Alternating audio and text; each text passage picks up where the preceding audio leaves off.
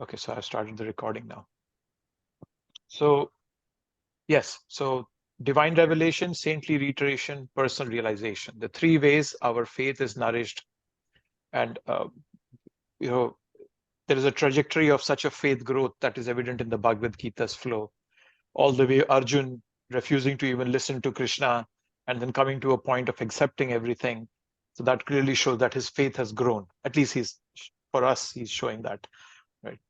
And there's a faithful surrender by Krishna, by Arjun. Then he becomes a single-minded resolve to do Krishna's way. Karishe vachanam tava. Towards the end of I think in the 18th chapter, Arjun says that I'll do what you want me to do, Krishna. So yes, so that was it. Any more thoughts, anyone, before we jump into it? Haribol? Haribol Prabhu. What is this sloka? Can you scroll down? What is that for something? Schmidt, Bhagavatam? Fourth canto, 20th chapter, verse 25. Okay. And one thing is that you spoke near the end in the 18 shloka, and then you brought up the 559 Rama Samhita. Yes. And you talk about scripture, theistic conduct, and perseverance in practice. I mean, those are really special points. Yeah. And then there's one of my favorite lines that I'm going to just repeat again because it was so nice, is that Bhakti Siddhanta says that, if you just follow this, then you can get rid of the 10 offenses to the holy name. So, Yeah. and this is our key to a whole existence is, in this age, we have to have some type of path to perfection, and it's been given to us, but we're trying to achieve it. And Prabhupada always said, when he gets some nectar activity of Lord Chaitanya's, when he tells us, I said, oh, wow, that's really great. And then the next thing he gives you the punchline. Prabhupada says, but one must know that Lord Chaitanya was chanting without offense. So Yeah. right there, I said, okay, yeah, all right, you put me back in my place, Yeah. So, but when I see these things, the tenfold offense to the holy name ceases by serving the name of Hari and simultaneously practicing pious conduct. This is the whole program here is, you follow adhere with this translation here. You just do this. Then something happens. We get the nectar. Yes. Get the nectar. Yeah, so I'm so thankful that you give cross-reference, this cross-referencing, and I don't know how you do it, except it's just real phenomenal. I'm just really glad that you do it because it helps me Thank out you. a lot. Thank you so much.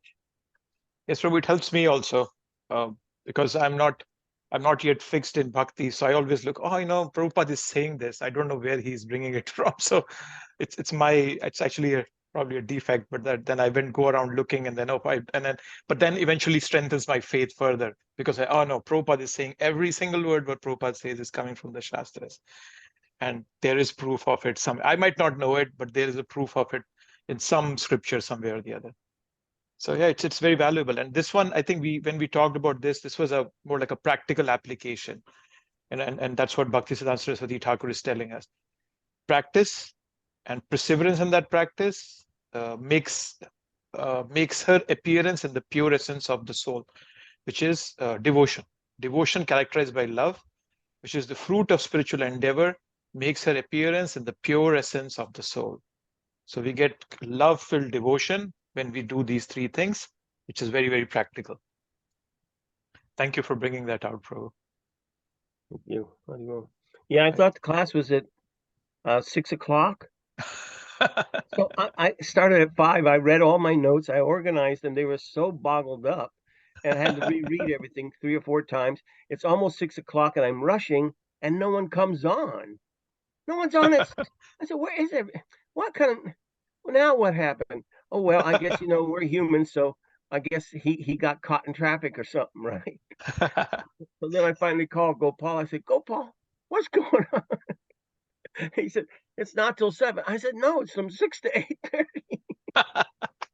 Okay, He now said, it's no, 7 to it's not. 8:30. I said, oh, I'm such a damn fool. I can't believe this. I've been here rushing and trying to get organized. I know it's at 6 o'clock. I've been doing it for a year. Who do you think you're talking to? Gosh, I said, okay, good then. So I just Yeah, had time to read the prayers by Lord Indra, and I'm excited to get into it with you now. So thank you for your mercy. sure. Yes. Asmita, you raised your hand. Yeah, Prabhuji, Hare Krishna. Hare Krishna. So I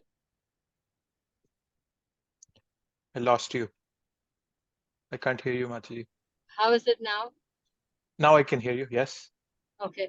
So I mean, I've always gone to temples and prayed, and I've heard Ramayana twice full, from beginning to end, like actual sessions, with 400-500 people in a session.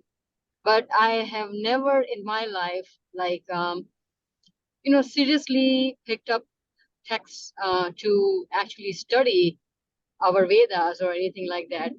Maybe young, naive and stupid, or just not knowing, where to find the truth, or or the actual real real content out there, in regards to Bhagwan and Paramatma, right?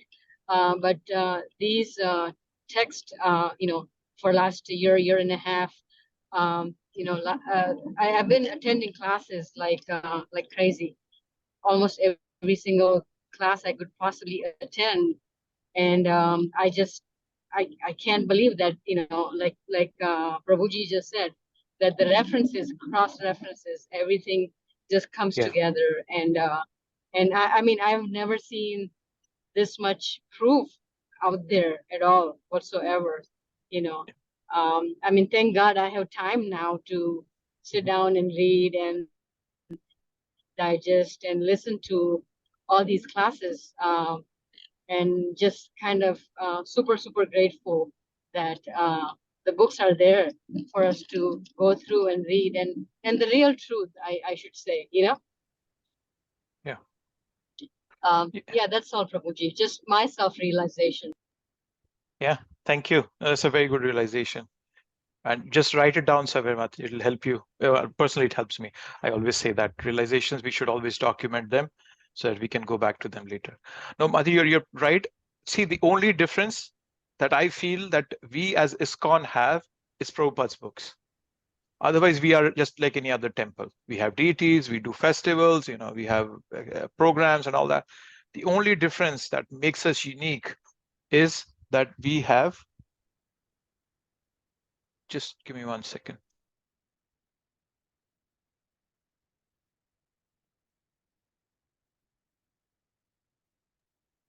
Hare Krishna, Prabhuji. Sorry, yes, Can you hear me? yeah, Sham Bhakti was here for a minute. I just was talking to her. Oh, So what I was saying, yes, so the books are the only thing that makes us unique, makes ISKCON unique. And not just any books, Prabhupada's books, which give you a practical method in any book you read. You take it home and you can practice bhakti and become pure just by reading any of Prabhupada's books. That's the oceanic intelligence of Prabhupada. That's the extraordinary mercy of Prabhupada that he has left for us. That nobody else has, only we have it, we as ISKCON followers. Nobody, we are not a very organized, we're not a very highly organized organization. We have a lot of flaws. I'm not saying we are perfect, but then we have a gem with us, Prabhupada's books. We might be a poor organization. We don't have like temples like, like the Swami Narayan devotees make. We don't have that kind of money, but we have Prabhupada's books, which is just amazingly beyond anything money can buy. So yes, even I'm very grateful for Prabhupada's cross references and whatever he presents to us. Thank you, Mataji. But Prabhuji, I think we have one more thing in addition to the books. What is that? Which is all the knowledge that all the gurus are giving out. Yourself, Vamshi Prabhuji, Harinam Prabhuji, Sunil Prabhuji. I mean, all of the Maharajas that come in, and it's the same message over and over again to reiterate and solidify our intake of the knowledge. Yeah. But what we all are giving, Mataji, is not even an inch away from what Prabhupada has given us. So practically what I am saying is what I have learned from Prabhupada. Nothing of my own is in there. So yes, we Right. have extraordinary speakers, Maharajas. All the reason they are so effective in preaching is because they are following Prabhupada to the word. Prabhupada, in the second chapter of Bhagavad Gita, in one of the verses, I think it's the 18th verse, Prabhupada says that the spiritual master is a transparent medium. And I've always been amazed by that sentence. A spiritual master is a transparent medium because you could actually see his guru through him, because he's completely doing exactly what his guru asked him to do. Every single word he speaks is coming from his guru. So the spiritual master becomes a transparent medium. So when I see my spiritual master, I can see Prabhupada through him. So everything is coming from Prabhupada. So yes, you're right. We have these exalted speakers, but then what they are speaking is what Prabhupada has given us. So eventually all boils down to the book and knowledge that Prabhupada has given us. Yeah, most definitely. Yeah. Thank you, Prabhuji, and my grateful, humble obeisances to Prabhupada. Yeah. Yes, we all should do that as often as we can, beg for his mercy. And he's very merciful. A grandfather is always merciful to his grandchildren. So he's always merciful. He's more merciful to the grandchildren than to his own children. So he'll be more merciful. Perfect. Okay, so let's get going. So now we will go into some of the vibhutis which Arjun has asked Krishna to reveal. Okay, and from 21 till I think 38th verse, they're all vibhutis. Krishna will say, "I'm this and that, and I'm the in mountains, I'm Himalaya, and so on and so forth." So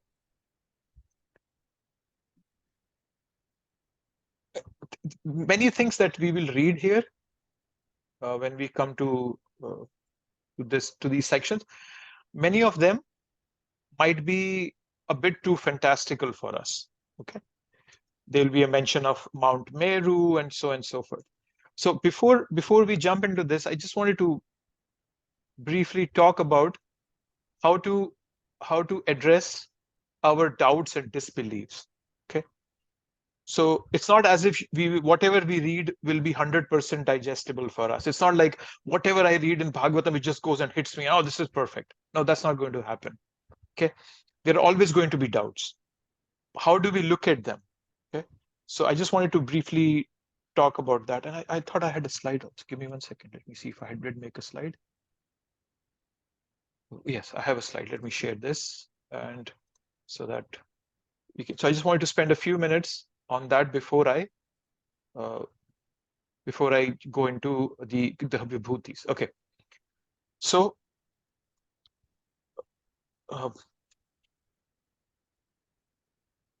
so when we understand, when we look at something, there will be different aspects that we will see them or understand them with different ways. Okay, so the central goal of whatever you read in Prabhupada's books, the central goal is that always fix the mind on Krishna. Right? So, for example, there is a mention of cosmology in the 5th canto. I have read it at least 3 times, but frankly, I don't say that I fully understand it. Right?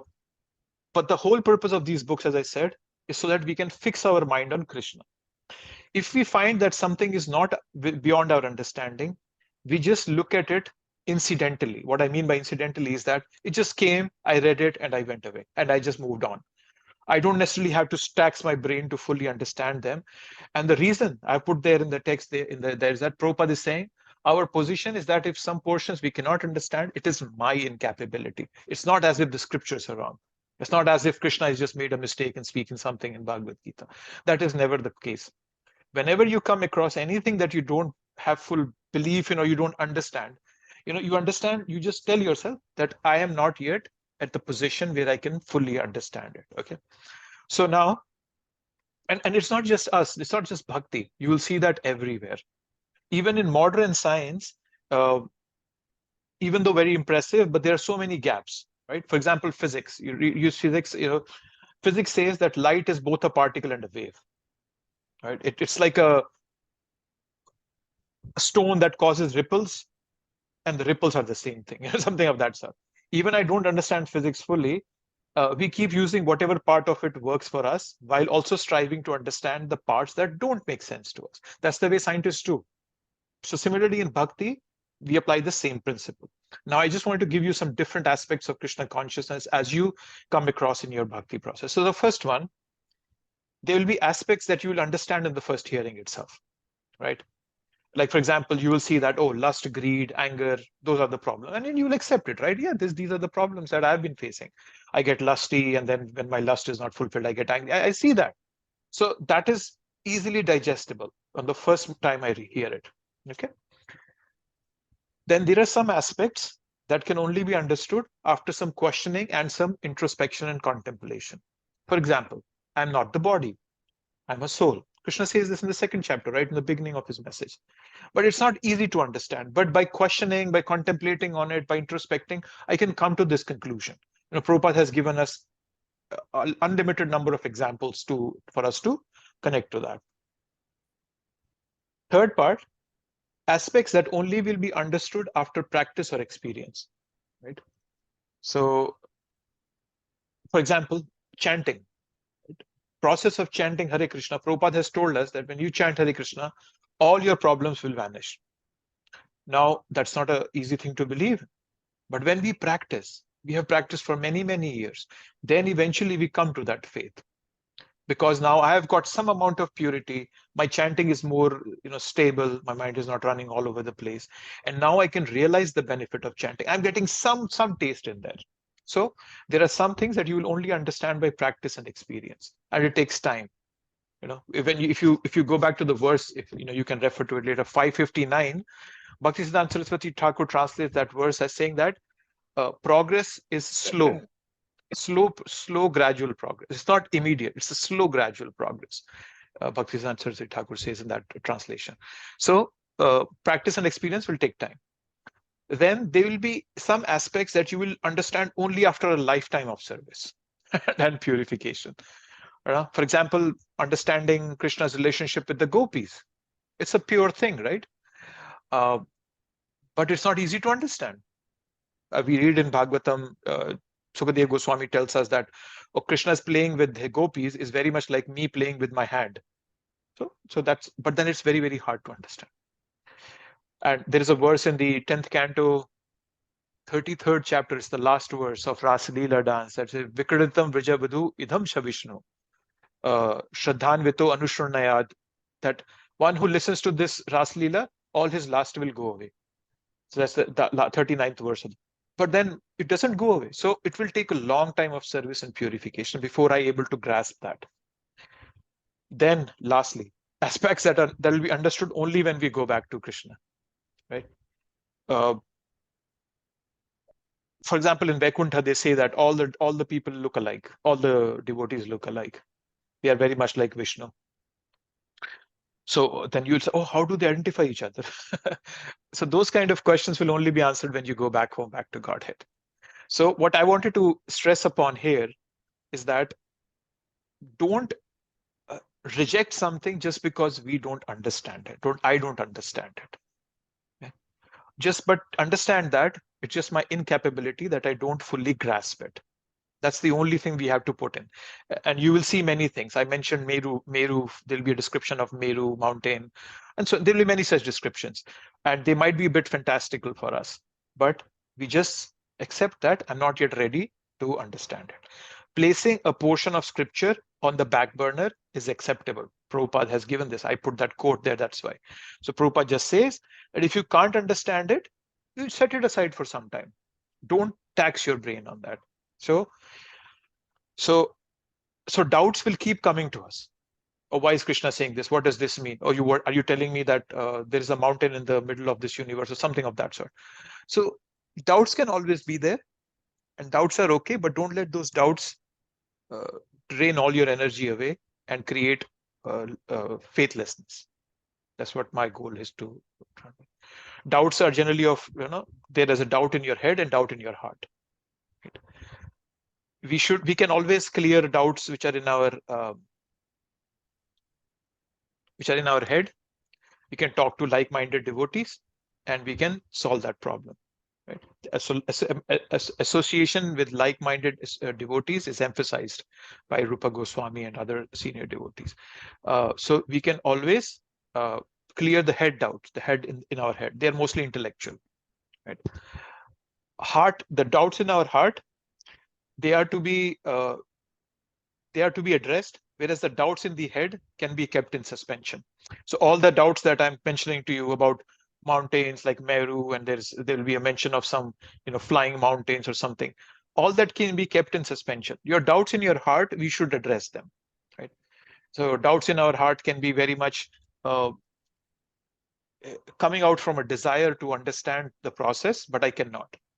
But sometimes doubts from our head, they are mostly intellectual in nature. They don't make any sense, but they just come up.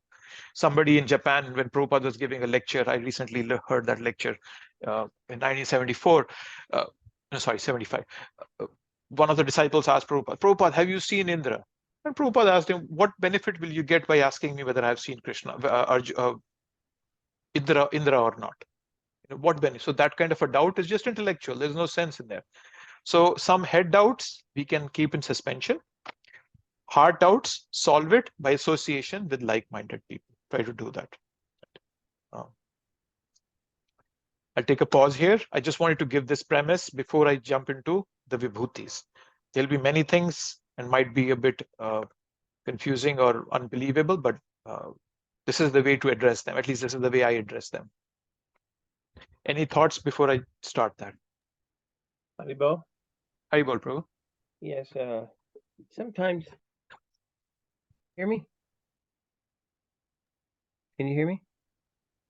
I can hear you, Prabhu. I can hear you. So, because sometimes people ask me something that's really far out, like this young boy, he's real nice. He's been raised by his family as a devotee, and he said to me, well, now you tell me, how can you think that we can understand Krishna as if he has as many incarnations as there are waves in the ocean? And I said, okay, so if there's something that we can't really understand, it's like you were trying to say, I also put credit in the mercy of the super soul too, which is what's going on here too, is that if you create it to be somewhat of an obstacle or even a distraction, that can sort of disturb you and it'll keep jumping back as a pinprick. But if if you can see that problem, say, hey, look, you just don't have it together to conceive that, you don't have the capability. So then you say, okay, yeah, that one's a heavy one. Let me just keep on going. Like when I can remember the first three the three Vishnus, right? I said, what the heck are these guys? I just read it. I can remember the three names, but I didn't know what the heck was going on. I mean, it was just like really weird. And now when I read it, oh yeah, I understand. Yeah, this is a manifestation of Krishna's energy, how he maintains where we're at. That's fine. And it's actually amazing machine that he's designed by his energy to make things work, but he's an individual himself. He just puts that into order, but he keeps hanging out with his devotees in love, not predisposed with every little micromanaging and everything, because he's manifested it within himself, and at the same time he's aware of it, even though he appears not to be. This is inconceivable. But the point is that Super Soul, I found one thing that if you just stick with it, like you say, and don't let it disturb you, I see the answer becomes acceptable and makes me more peaceful within, because Krishna will give you an answer of something that's inconceivable, but it becomes conceivable within your heart. It becomes acceptable, even though you might not be able to break it down and dispense that realization to others, because that has to be perceived between you and Super Soul, So certain things that are inconceivable become really conceivable, and you yourself are not hiccuped by it. You know when you're hiccuped. Yeah. You know when things slow you down. And it happens to us all. I mean, reflecting on the three Vishnus, now that's nothing. That's wonderful, So I can see that certain things, Super Soul he's waiting to help us out. But our incapabilities, as Prabhupada says, is you got to accept that, Yes. So Yeah. I like this. This is really important for us all to know. Like you're saying, the things that are coming up here. I mean, for me right now, when I read this, I'm just amazed. Period. Yeah. And then when I read Prabhupada says, well, Krishna is just telling us the simple things because this is for the simple people to at least somehow grab something, But to me, it's beyond simple. It is so glorious. It's exciting because I know somebody is like this. I know someone, isn't it? Yes, somebody's like this. Yeah. Yeah. Okay, thank you. You're welcome. Okay, so we'll get on to the Vibhutis. The first one is Krishna is saying, oops, sorry, for some reason give me 1 second. My document is acting all weird today.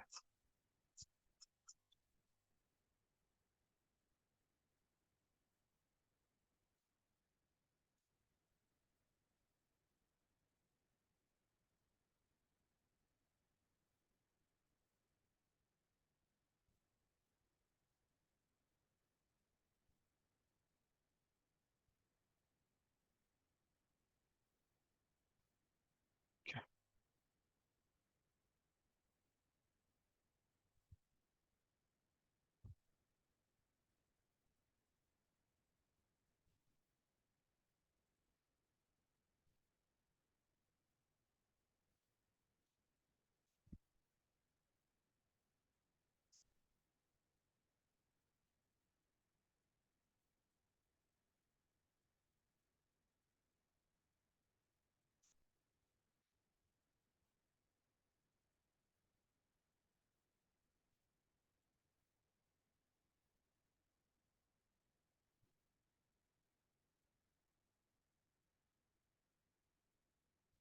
Sorry, just had to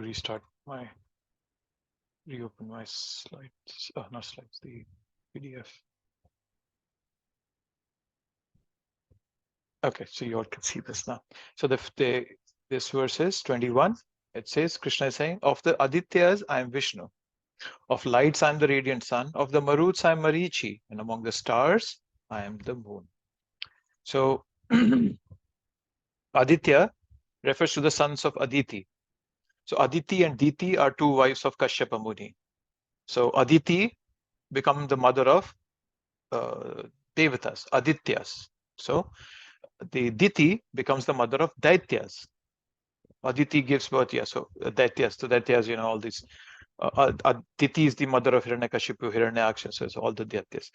So of all the Adityas, the best is Vishnu, and Krishna says, I am that Vishnu. So this has been a debatable topic. Vishnu, who's Vishnu, and Vishnu comes from Krishna, or Krishna comes. So here Krishna is clearing it. That Krishna says that I am Vishnu is also Krishna. So I am also Vishnu is also me. So as I said, Adityas are the 12 sons of Adityas are the 12 sons of Aditi. And in the 6th canto, there is a mention of this. If you would like to read, I think it's a 6th canto, 6th chapter. There is a mention of names of different Adityas. Okay. So Adityanam Aham Vishnu. And then Krishna saying that I am the light of the sun. So sun, so we understand it as that the so Vedic scriptures tell us that there is only one sun in this entire planetary system, the 14 planetary, and that radiates light across everywhere. And that's why Krishna is that radiant sun. Maruts, the Maruts also, there is a story in the 6th canto of Srimad Bhagavatam where Diti was angry on Indra because Hiranyakashipu and Hiranyaksha were killed. Lord Vishnu killed both of them, and Diti was very angry. So she wanted a son who could kill Indra, the king of the Daityas, the the gods, demigods. So she enchanted Kashyapa Muni, have begged for a greater son. And then Kashyapa Muni told her that, you have to do some sacrifice or some purification process over a few days. And he says, then you can have a son. And then she does that. She follows all Vedic ritualistic ceremonies to purify herself. And then when she becomes pregnant, Indra gets to know that, oh, she's prayed for someone to kill him. And he comes and he cuts off the womb cuts off the child in her womb. And so he cuts the child into 9 parts, and then he sees that the child is still alive. And then he again cuts it, and then he eventually leads to 49 of them. But then they keep telling him that, oh, don't kill us. We are yours. We are also followers of Vishnu, just like you. So please don't kill us. So those became the Maruts. So they are the Maruts. They are 49 Maruts. And so there are like 49 different kinds of winds. They are the gods of winds. Is there Prabhupada mentioned? Yes, there are 50 varieties of winds blowing in space. So they are called Maruts are the winds that are being blowing in the space, and Marichi is the controlling deity of them. And even in this material world, you see there are so many different kinds of winds, right? Planetary winds, right? That they just blow from one latitude to another. They are planetary winds. There are what's the other one? They're called trade winds. So trade winds are winds that are blowing from high pressure region to more like towards the equator. There are in India, they call it what's that? Purvi and Paschim. They say that there are winds blowing from the western side. They're called westerlies. They are so a lot of different kinds of winds. That's what I want to say. There are different kinds of winds, and Maruts are the deities controlling them. Okay. And then among the stars, I am the moon. Okay, Prabhupada is saying that the moon is the most prominent. Yes, there might be others who are reflecting light from the sun, but only the moon is the most prominent at night. That is why Krishna is that moon. So the whole purpose, it's not like Krishna becomes the moon and we sit down and start praying to the moon. I mentioned this the last time. When we look at all these things, it should remind us of Krishna. Like when we pray to a demigod, we know that there's a connection between demigod and Krishna is the ultimate benefactor. He is the one who's giving us those blessings. So then that connection is okay. But if I just look at the moon in whole and say, oh, I'll just pray to the moon without understanding the connection to Krishna, that is inappropriate. So whatever vibhutis Krishna is telling here, we understand them as manifestations of Krishna. Okay, coming to 22. Of the Vedas, I am Samved. Of the demigods, I am Indra, the king of heaven. The senses, I am mind. And in the living beings, I am the living force, consciousness. So, Vedas, I am Samved. Okay, so Samved is if you know the Vedas, the Samved is a Ved where they have hymns for glorifying Krishna, for God. So there is music, there is singing. That is Samved. So Krishna is saying, I'm that soul of that music. I'm that music. Therefore, so Hari Kirtan, what we do, right? Kirtan is Samved, glorifying the Supreme. That is why Krishna is saying that I am that. So the Gayatri. No, sorry, not Gayatri. Where's that word? It's not Gayanti Mad Bhakta. Sorry, I'm confusing something here. But so yes, so all those chantings, they come from all the glorification, the eulogize, where we eulogize Krishna, their beautiful songs, they come from Samaved. So that is why Krishna is saying that I am Samved out of all the Vedas. Because there is, as in Kali Yuga, we know that chanting is the Harinam Tad Hari Sankirtan. That chanting in this Kali Yuga is the best thing to do. And then among Devtas, he's Indra. That's kind of self-explanatory because Indra is the head of all the demigods. And then Krishna says, Indriyana Manaschashmi, that I am the mind, right? So there are all the senses, they're grouped around the mind, just like my fingers are grouped around my palm. In the 15th chapter, there's a verse which says Kshotram Chakshus Parshanam Cha Rasanam Granam Evacha Adhishthaya Manaschayam Vishayanupasevate. It's the 9th verse of the 15th chapter. So Krishna says that all these types of the Shrotram Chakshus Parshanam Cha, so touch, taste, so tongue, eye, ear, nose, all of them are grouped about the mind. So mind is the topmost controller of all these senses. That is why Krishna says, I am the mind. Krishna says I am the mind, but that doesn't mean I don't have to do anything because Krishna is in my mind. So why it would become Krishna consciousness? So Krishna conscious. So that doesn't mean mind is Krishna. It means wherever you find power, you find grandeur, you find beauty, it is a part of Krishna. Okay. There will be a mention that Krishna is lion among animals. That doesn't mean we go and hug the lion. There is a way of living in this life. There is Vyavaharika and Paramarthika.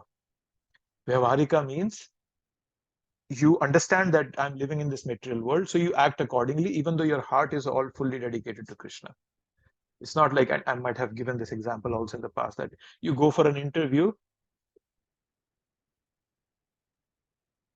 you go for a job interview, and they ask you where are you coming from. You don't say I'm from Golok Vrindavan. You tell them wherever you're from, I'm from Baltimore and so forth. So that's Vyavaharika. And then there is Paramarthika, that in my material dealings, I am methodical but dispassionate, but then my heart is towards Krishna. So understanding that division is important. So, and then Krishna says, Chetana, I am Chetana. So the verse is, Bhutanam asmi Chetana. In all living beings, I am consciousness.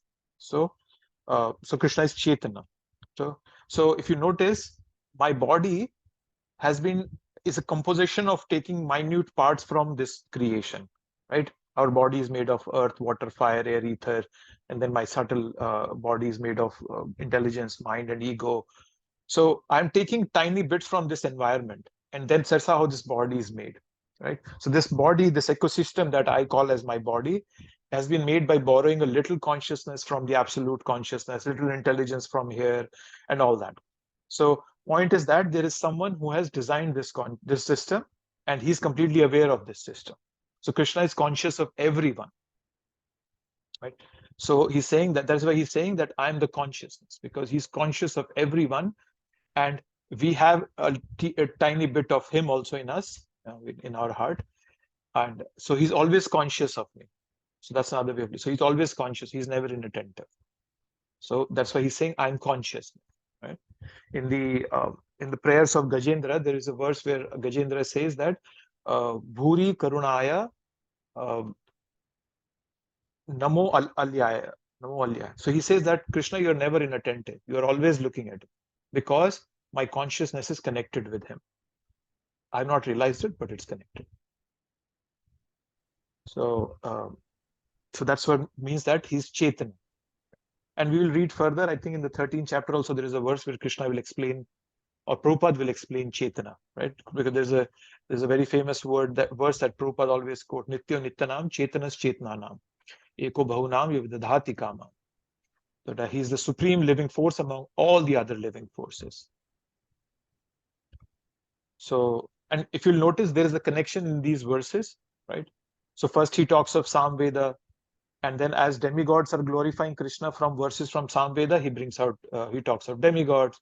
So he's talking of mind, and then he immediately talks of consciousness. So there is some structure to what Krishna is speaking about. Okay. Prabhuji, the living force, it's the soul that they are talking, right? For the living being, consciousness. living force is source only, a soul, right? What is the living in the living being? What is the living force? It's the soul only, right? If the soul is gone, see what Prabhupada is saying in the purport. The difference between matter and spirit is that matter has no consciousness like the living entity. So consciousness is one of our qualities. And if I have to break down that further, feeling, thinking, and willing, that is our consciousness, right? Only I, as a living entity, can do these things. Once I leave this body cannot feel, think, or desire something. So that part is called consciousness. So consciousness, living entity has a consciousness. Was that helpful? Okay, I was like.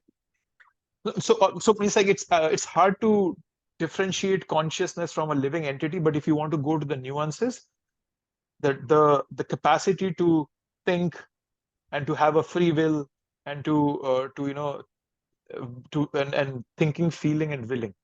So more like I'm expressing, the living entity is expressing himself through the consciousness, through that channel of thinking, feeling, and willing, which matter cannot. Sometimes I see somewhere in the some of the texts that I read, sometimes the conscious is interchangeable with soul. So that is what I thought. Maybe is it referring like in this verse that in the living entity, Krishna is the soul, because if soul is not there, we are all dead, right? Soul is the thing that differentiates between the living being and a dead being. So I was relating to that way. Yes, there might be some places. And if you have some text, please send me, and then I can also look at it and get Sure. more details around it. But here specifically, Krishna is talking about, like, that's why Prabhupada is saying that that's what differentiates matter and spirit, is that matter has no consciousness. So the matter cannot express itself through any ways, whereas I, as a living entity, can express myself. This is what I like, this is what I don't like, this is what I get angry about, and so all that. So the living entity is expressing itself through consciousness, by being conscious of its surrounding environment. Right? So I don't know this example. Let me see.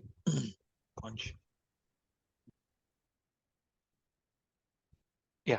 Okay. I won't complicate things further, but just for our understanding, the capacity to think, feel, and will is the consciousness aspect of a living entity.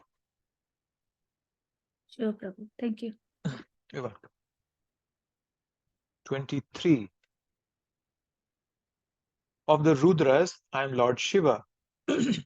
Of the Yakshas and Rakshasas, I am the Lord of Wealth, Kuvera. Of the Vasus, I am fire, Agni. And of the mountains, I am Meru. So here comes the mountain. So Bhagavatam tells us there are 11 Rudras, right? So as the story goes, Brahma created the Chatush Kumaras, the 4 Kumaras, to procreate and populate the world. But they said, nothing doing, we are going to be brahmacharis. And that infuriates Brahma. And then from the middle of his forehead comes out Rudra is born. And then when Rudra is born, so Brahma says, hey, go ahead, procreate. I told these guys they didn't do it, you go ahead and procreate. But unfortunately,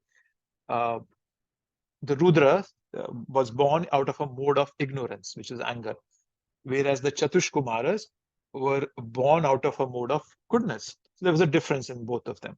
So when Rudra expanded himself and started procreating, he actually started undoing all the hard work that Brahma had done. So Brahma got confused. I said, oh, no, you stop. You're not going to do this. You are an outcome of Tamoguna. So then he said, okay, you are destructive in nature. Your job is to be destructive. And you come, and I'll tell you to come later on. So not right now. So that Shiva, the Rudra that came out of his forehead, it was in 11 ways. So what Brahma did, he had those 11 Rudras, and he assigned Rudranis, wives for all the Rudras, and he said, you go and meditate, I'll call you when I need you. So that's the 11 Rudras. So, and Shiva is the topmost out of them. So similarly, Kuvera. So Kuvera is a demigod, but his followers are Yakshas and Rakshasas. So the Yakshas and Rakshasas are somewhere between demigods and demons. Okay, they're humans, but they have some different sort of powers. I'm also not fully aware of those details, but just for our information, so they're somewhere between demigods and demons. Kuvera is a demigod, but his followers are those people. So he's assigned to take care of all the wealth that the demigods have. So that is why he's being said as he's the Lord of Wealth. So he's the most special person out of all the Yakshas and Rakshasas. Then Krishna says, Vasus again are a class of fire. Agni, Vayu, all these sorts, they are called Vasus. Think that those are included under the broader heading of demigods. So if you see the way we are reading all this, demigods is not just a random group of people. They also have subsections in them, So Vasus is one such subsection of demigods. Agni, Vayu are there. Okay. So now, because he's talking of demigods, he's going to talk about of Meru, which is the center of axis of this universe. Right. So Mount Meru is a cone like a mountain, which sits in the center of the universe. So if you study the Vedic cosmology in the 5th canto, it talks about that. It's situated in the center of Bhumandala. Right? I think it's the fifth chapter towards the end. I think 19th chapter onwards, it talks of Vedic cosmology. So that's Mount Meru. And so the Mount Meru is the center of the universe, and it goes all the way from the, it's sitting on the Bhumandala, and it goes all the way up. It's said that on the top of the cone, all these demigods have their residences there. So now going back to what I was telling you before we started the discussion, some things we might not understand, and I humbly accepted this because of my incapability to understand. I'm not yet to that level of understanding. So please suspend your disbelief for some time and let it patiently, just let it evolve within you. Let the super soul express that answer to you from within. Yeah. So that's what Mount Meru is. Let's see if Prabhupada is talking about Mount Meru. No, he doesn't give much details here. Okay. Mount Meru. Okay. And then come to, of the priests, O Arjun, know me to be the chief Brahaspati. Of generals, I am Kartikeya, and of bodies of water, I am the ocean. So Brahaspati is the chief of the demigods. He's very influential, formidable. He's a very strong personality. There was an episode in Pastime in the 6th canto of Srimad Bhagavatam where Indra doesn't stand up when his guru walks into the assembly, and that Brahaspati feels insulted. At the same time, the demons were fully serving their spiritual master, who was Shukracharya. That is why when they attacked demigods, the demigods were thrown out of the Swarga. So this is a very important lesson, that disrespect to our spiritual master can take away everything, whatever we have, spiritual, material, all our glory will be lost immediately. So we should be very, very careful of that. So of all the priests, Brahaspati is Krishna, right? So the formidable power of Brahaspati is because of Krishna. And then the next thing is, Krishna is saying, I'm Kartikeya. So Kartikeya, as we all know, is the son of Lord Shiva and Parvati. He was also he's also there in Krishna Leela. He's born as Samba, son of Jambavati from Krishna. Is given in the 3rd canto. And King Muchkunda, there is also an episode in the 10th canto where King Muchkunda got his blessing, got a boon from Kartikeya, that if anybody wakes him up from the sleep, he will be burned to death. I don't know if you know the story. Kalyavan was running after Krishna, and Krishna was supposedly running out of the battlefield, and he goes and hides in this cave where Muchkunda was sleeping. And Kalyavan thought that it's Krishna who's laying down, and he kicks Muchkunda, and Muchkunda wakes up and looks at Kalyavan, and Kalyavan is burned to death. There is an episode. So that boon was given by Kartikeya. Okay. So, oh yes, so there's this word that is being used, Purodhasham. We know the word Purohit, right? All must have heard the word Purohit. So Purohit, hit means benefit. So when somebody keeps the benefit of his clients in the front, he's called a Purohit in a more Vedic sense, right? They're always worrying about their client. So every family has a Purohit guiding them through various difficulties. So there's this word Purodhasham. That's where it's coming from. Okay, of generals, I am Kartikeya. Of bodies of water, I am the ocean. So ocean is much bigger than the sea. So that's why Krishna is saying that I'm the ocean. It's formidable in itself. hard to comprehend completely. Scientists have barely gone, I think, a few hundred meters. They haven't touched the base. It's just, we don't have the technology to go and touch the base and stay there for such a long time that we could explore it. So all those sorts of things, so that is why Krishna is saying, I am the bodies of water and ocean. And Prabhupada again helps us remember the purpose of all this. All this representation of Krishna only gives a hint of his greatness. So it's only a hint. So just imagine if a hint can be so amazing and extraordinary, what would the complete Krishna be? Of the great sages, I am Bhrigu. Of vibrations, I am the transcendental Om. Of sacrifices, I am chanting of the holy names, Japa. And of the immovable things, I am Himalaya. It's a very important verse. Krishna is clearly saying, Yajnanam Japa Yajñosmi. And this corroborates what we hear in the Srimad Bhagavatam, where we are told that for Kali Yuga, chanting of the holy name is the only way for liberation. Right? And which was that verse? There's a verse in the 12th canto. Kalo astihi eko mahaguna. What is that?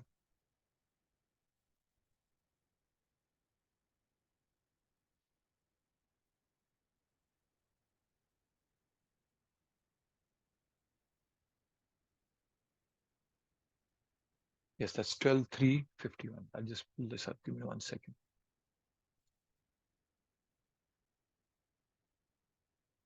(12.3.51). Kaler doshe nidhe rajan astihi eko mahaguna kirtanadeva krishnasya mukta sangha param vrajet.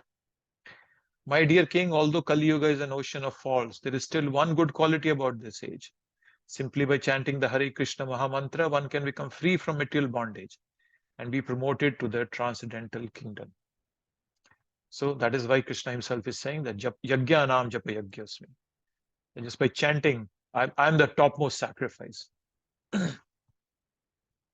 Oh, I think I jumped the gun there. But so Bhrigu, so let's go back and let's talk about the whole verse. So Bhrigu is one of the sages, right? So he's yeah. So yeah, Bhrigu is one of the sages, Maharshi. So in the planetary systems, we have read there is different lokas. There is Tapa, Jana, Swarga, Tapa, Jana, Maha, Satya. Those are the upper planetary system. And each of them have different kinds of yogis, sages. There are Dev Rishis, there are Siddha Rishis, there are Maha Rishis, there are Brahma Rishis. There are all different types of Rishis, depending on their on their realization and then their elevation. Right? So Rishi refers to somebody who has a divine vision and he can work for the welfare of others. So Maharishi amongst them is Bhrigu. So Maharishis, they stay in Maharloka. So there's also a Bhrigu Samhita that we all must have read. Not read, sorry. You must have heard of. Even I've not read that. So Bhrigu is the topmost of the sages.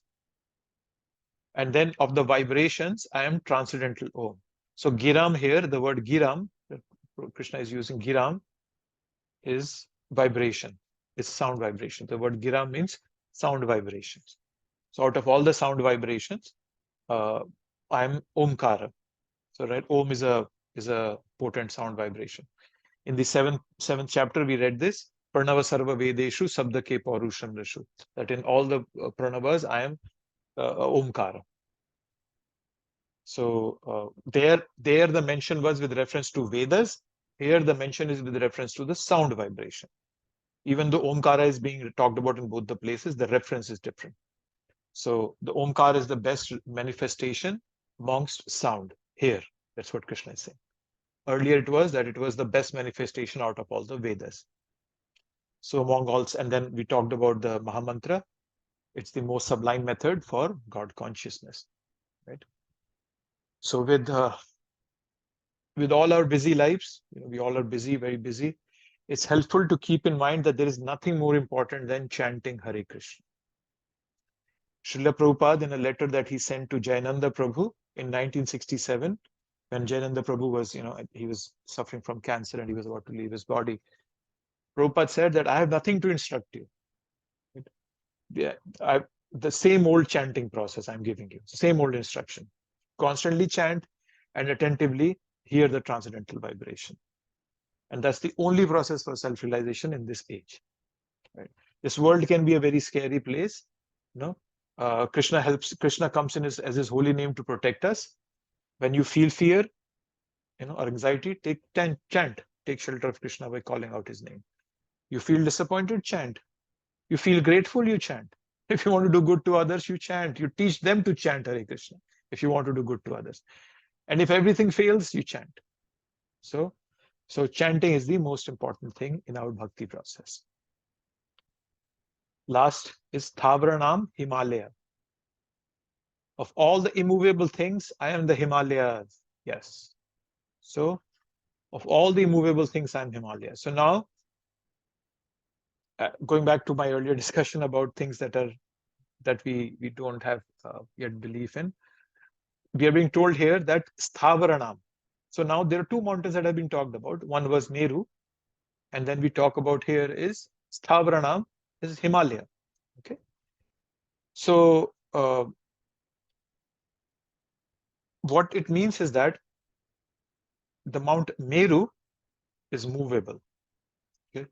That means that's how you would understand, right? That, or you're saying on one hand, Sthavaranam, the stable one, is Himalaya. So then that means technically by the same logic, Meru has to be non-sthavara. It should not be sthavara. It should be movable, right? So that's yes, that's the essence here. Yes, that it's movable. That there were trees, sorry, not trees, mountains that could fly in the past. And there is a mention in the Srimad Bhagavatam where Indra, there's this episode when he's fighting with Vrittasura. He says that he was lamenting that his thunderbolt Vajra is not effective against Vrittasura, and he says that, I use this thunderbolt to cut the wings of the trees of the mountains. And the reason given is that these mountains, they were flying and they would come and sit anywhere, and that would disrupt, cause chaos in the society. They'll kill millions of people, so on and so forth. So because of that, Indra cut off the wings of the trees of the mountains. So they became Sthavranam. We have seen this in movies. All of you, if you have seen the movie Avatar, they have those floating mountains, flying mountains there. So there are mountains that could fly.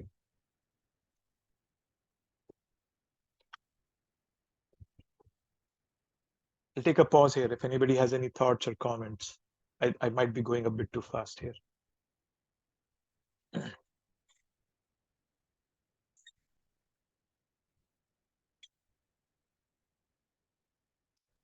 Prabhuji, quick question. If Krishna says that I am the sound vibration Om, then is also some people may even say Om, right, from a japa perspective. So yeah, does that equally benefit them? Similar to the, I wouldn't want to compare this to the mantra, but yeah, would it have some benefit to them? They would have benefit. So Omkara is an impersonal representation of Krishna, whereas the Mahamantra is a personal representation because you are taking Krishna's name. So there's a personal perspective to it. That is why it is more sublime. Impersonal practice, it's not that it's wrong, but it doesn't work in this life. In this yuga, Kali Yuga. It's very hard to practice impersonalism, understanding that God is formless and he's all everywhere. So that's very, very hard in this. So that is why for Kali Yuga, Japanam is superior to Omkara because it has a personal aspect to it. There is a concept of Radharani, Hara. There's a concept of Krishna. There's a concept of Rama.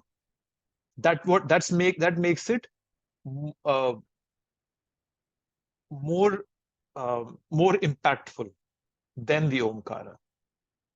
But then, as I said, Omkar is nothing but an impersonal representation of Krishna, and the Mahamantra is a personal representation of Krishna. And because of the way we have been placed in this yuga, the Mahamantra takes an upper hand because it has a personal aspect to it, and there is a much better connection for the confused and bewildered people in this Kali Yuga. Did that help, Prabhu? That makes absolutely, Prabhuji. It's, I mean, I'm just thinking similar to the Marichi example, right? I might be fascinated by one of the Marichis so much that I might start praying to them, right? But that will only please the Marichi, not Krishna. Maybe it might please Krishna because Marichi is a Krishna's devotee, and Krishna is telling that I am one of the Marichis. But it would not have that impact that I wanna, bring in my spiritual life. So completely makes sense, probably. Yeah, you're right. That's a good example, Prabhu. Unless we don't see that connection, then we will not get the full benefit. Similarly, there are so many sages who chant Omkara, but they fail to make that connection with Krishna, the Supreme Personality of Godhead. So they fall short of the ultimate goal. So it's not like, Absolutely, because yeah, sorry, go ahead, bro. sorry, Pooja, I didn't mean to interrupt you at all. I really apologize. No, go ahead, bro. Go ahead. I was gonna say most of them may not even know that in Bhagavad Gita, Krishna has said that I am the Om and I am the Marichi. Yeah. People don't know that. Yes, you're right. Yeah, people may not know that.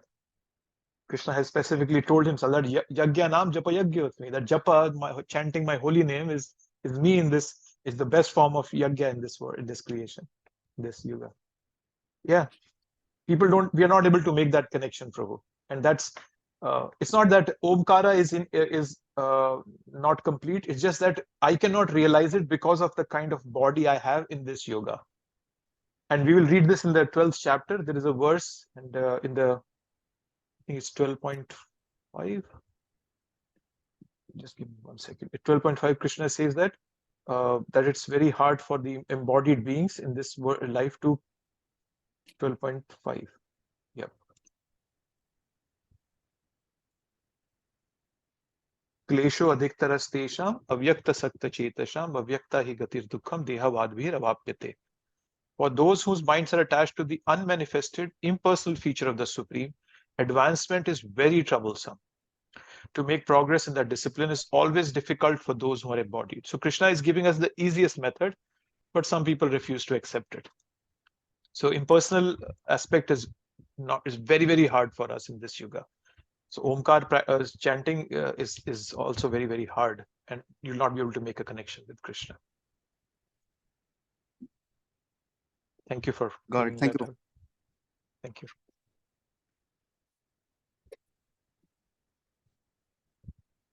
Okay.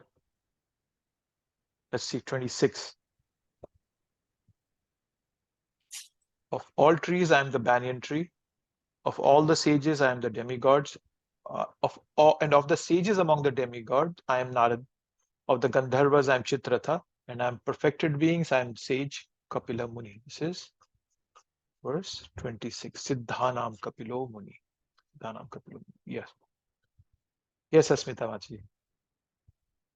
Hare Krishna Prabhuji. Yeah, we even, when before we even read or any text from the Srimad Bhagavatam, we're saying, Om, we're saying Om Bhagavate Vasudevaya, Yeah. So it's there. It's just, I think, like Prabhuji said, that people don't realize that, it's also, Krishna. Yes, that's correct. People don't realize it. Yeah. Thank you. So here Krishna is saying, of all the trees, I am Ashwatha. Ashwatha is the banyan tree. In India, you might have seen we pray to banyan trees. Women walk around it and they show. So it's a way of showing respect. So in this creation, everything is in those three modes: sattvic, rajas, or tamasic, goodness, passion, or ignorance. Right. So even the trees can be in different modes. There are some trees that are in a mode of goodness, like Ashwatha. There's this tree, banyan trees, in a mode of goodness. And there are many trees that are nothing but a nuisance. They have a lot of thorns in them, or they are just whatever. They are in a mode of ignorance. So in creation, everything is in those three modes. Then among the Devarishis, Krishna is Narada. So Narad Muni is, I think I used that, right? Or is the original journalist. What is he journalist of what? The journalism in this world we see makes everybody full of envy and fear. But then the journalism that Narad Muni is doing, it fills everybody's heart with bhakti. The word Narada, Narada, the one who gives Narayan to others. That's why his name is Narada.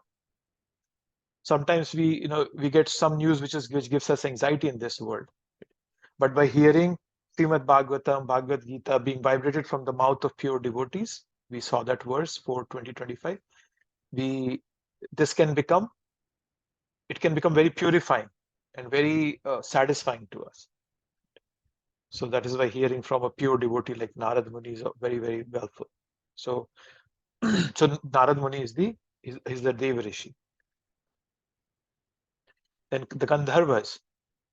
So Gandharvas is another group of demigods who are expert at singing. So Gandharvas are that group of demigods. Chitratha is the head of the Gandharvas.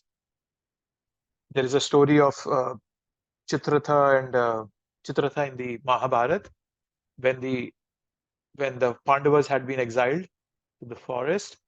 Duryodhan, just wanting to rub salt in the wound, he goes to the forest and he sets up he establishes his very beautiful tents and his retinue, and everybody's there, and he's as if he's showing to the Pandavas that, see, you are like beggars and I'm so rich.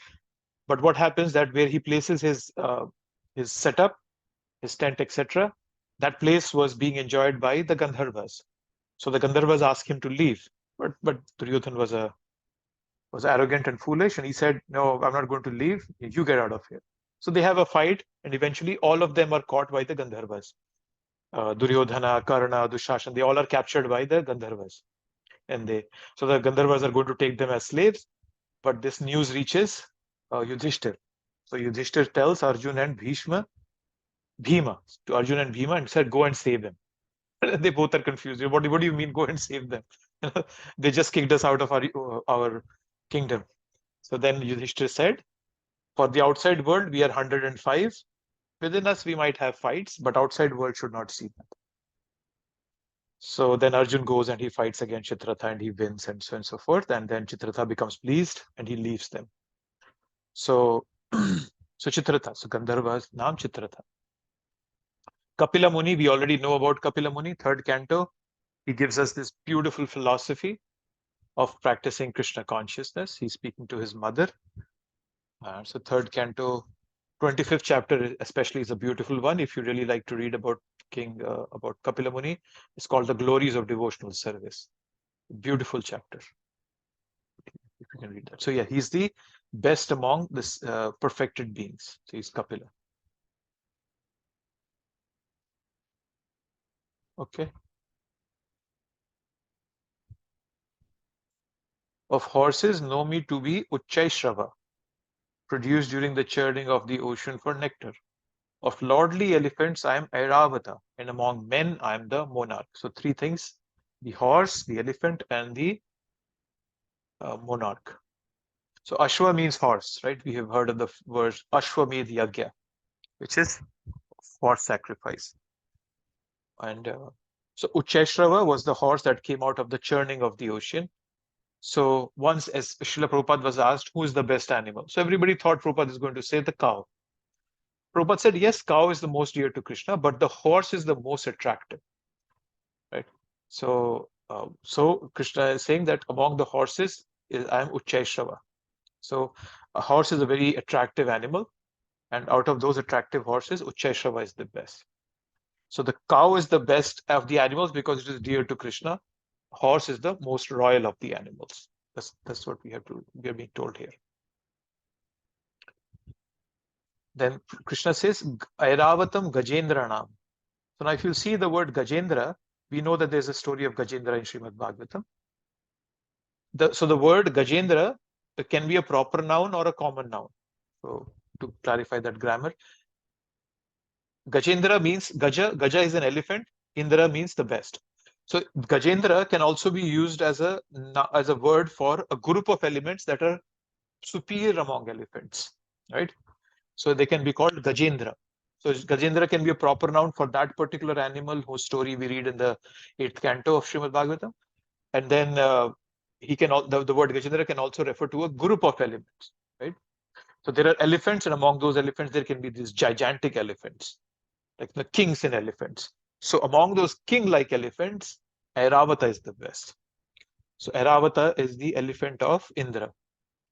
So that's the way to understand. So the word Gajendra Naam should not confuse us as the Gajendra of the Srimad Bhagavatam. And among men, I'm the monarch, right? So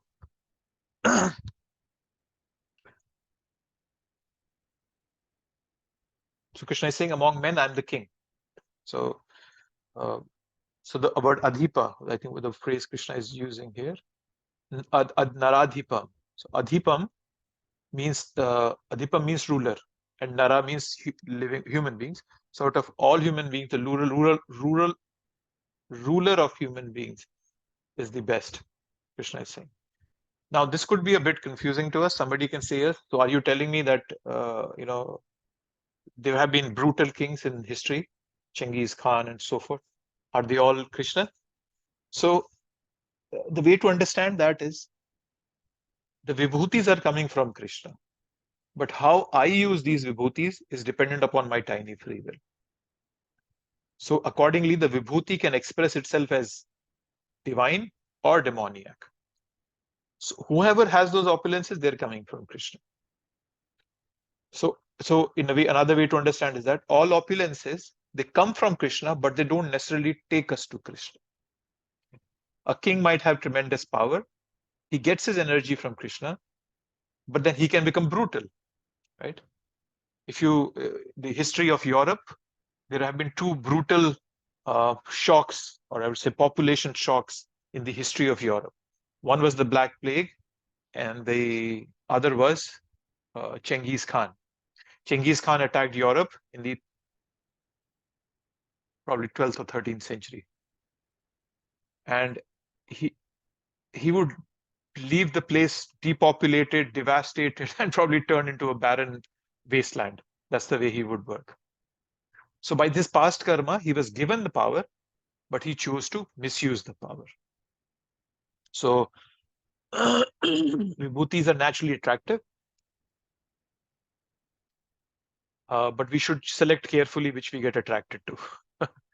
A devotee singing nicely is also a vibhuti from Krishna, and then a mundane singer who sings, Bollywood songs or even worse songs, that is also coming from Krishna, but he chose to misuse it. And so musical talent is Krishna's vibhuti, but some used to sing it for Krishna's glory, some use it to sing mundane songs.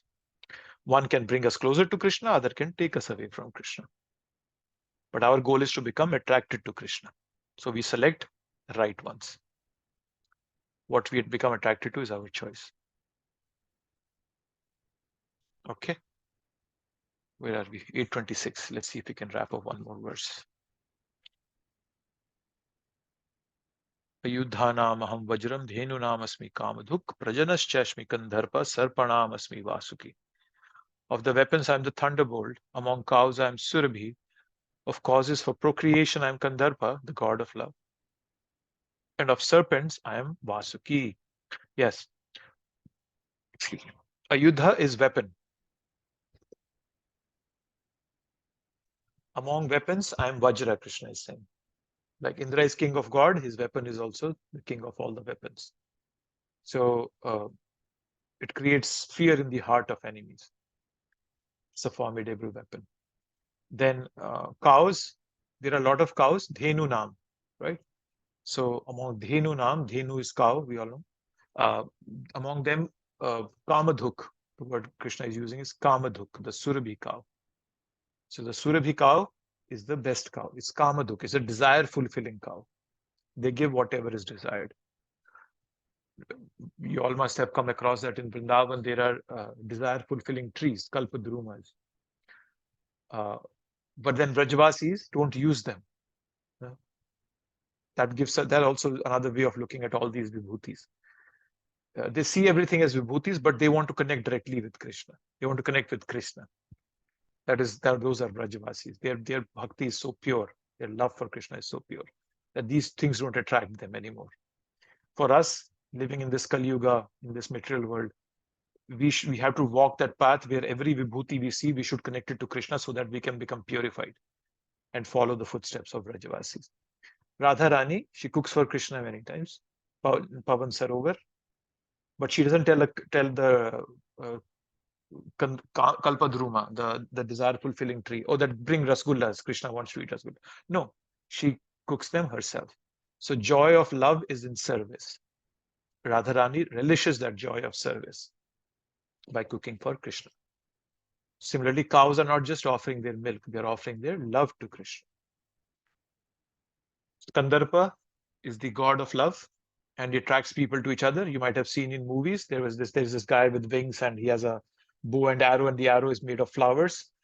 So it looks beautiful because it's flowers. It hits like a flower, but then it cuts like an arrow. So Kamadev is the one who induces love. So it's Kamadev, right? The word Kama is there. So the Kama is that Kandarpa Cupid. So Krishna is saying Prajana. So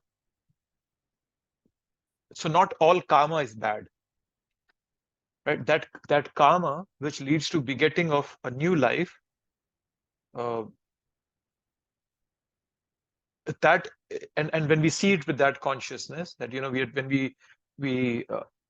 the desire to bring in children who are Krishna conscious is, and according to Vedic injunctions, that's not karma. That karma is actually Krishna, right? Dharma viruddha bhuteshu kamosmi bhartarshava. 7th chapter, Krishna said that. This is how God sends new life in this world. It's not like there's anything wrong in it. But when I make it converted to lust, that's where it becomes wrong. Right? So children have to be seen as gifts of God. Right? So we are not like the Gyanis. We have families. We are not like, oh, detached from everything. No, we don't become hard-hearted. We see children as a product of Krishna, as a gift of Krishna. When in the Chaitanya Charitamrita, when Shivananda Sen, he comes to Mahaprabhu. Mahaprabhu is a sannyasi. He comes to Mahaprabhu and tells him that Mahaprabhu, I have a son has been born to me. Mahaprabhu becomes very happy, and Mahaprabhu even names the child. So there's no harm. There's nothing wrong in it. Then the last is there are sarpas. Of the sarpas, I am Vasuki. So there are many serpents. Of them, I am Vasuki. Vasuki was the snake that was used to churn the ocean in the churning of the ocean episode in Srimad Bhagavatam. So he's very strong. I'll pause here. We are already at 8:31. We'll continue. So we did up to text 28. Okay.